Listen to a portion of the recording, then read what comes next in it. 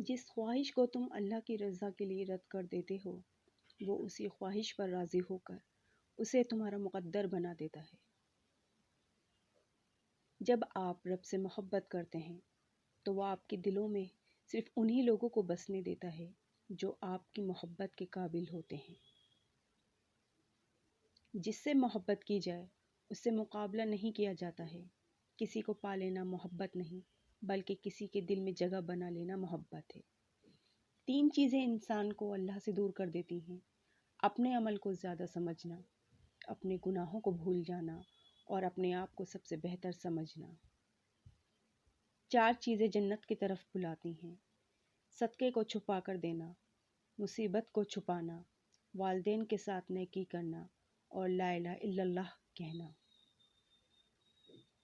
حضرت علی رضی اللہ عنہ نے فرمایا، تم جنت نہ مانگو بلکہ تم دنیا میں ایسے کام کرو کہ جنت تم کو مانگے۔ آپ کسی کو بھی 2 چیزوں کے لیے زبردستی مجبور نہیں کر سکتے: ایک محبت، دوسرا عبادت۔ دونوں دل سے ہوتی ہے اور دونوں کا رشتہ روح سے جڑا ہوتا ہے۔ درود شریف واحد ایسی عبادت ہے جو زبان سے نکلتے ہی قبول ہو جاتی ہے۔ حضرت علی نے فرمایا، دل میں برائی رکھنے سے بہتر ہے ناراضگی ظاہر کر دو۔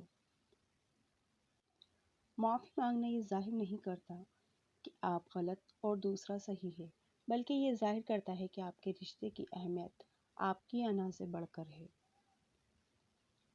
حضرت علی کا قول ہے کہ اگر زندگی میں سب کچھ الٹ ہو رہا ہے، زندگی میں تو اللہ کی مدد کے لیے تیار ہو جاؤ، کیونکہ جہاں حالات برداشت سے باہر ہو جائیں وہاں اللہ کی رحمت شروع ہوتی ہے۔ تمہارے لیے بہترین تعلق وہ ہے جو تمہارے عیب جان کر بھی تم سے تعلق نہ توڑے، اور بے شک وہ تعلق اللہ کے سوا کوئی اور نہیں۔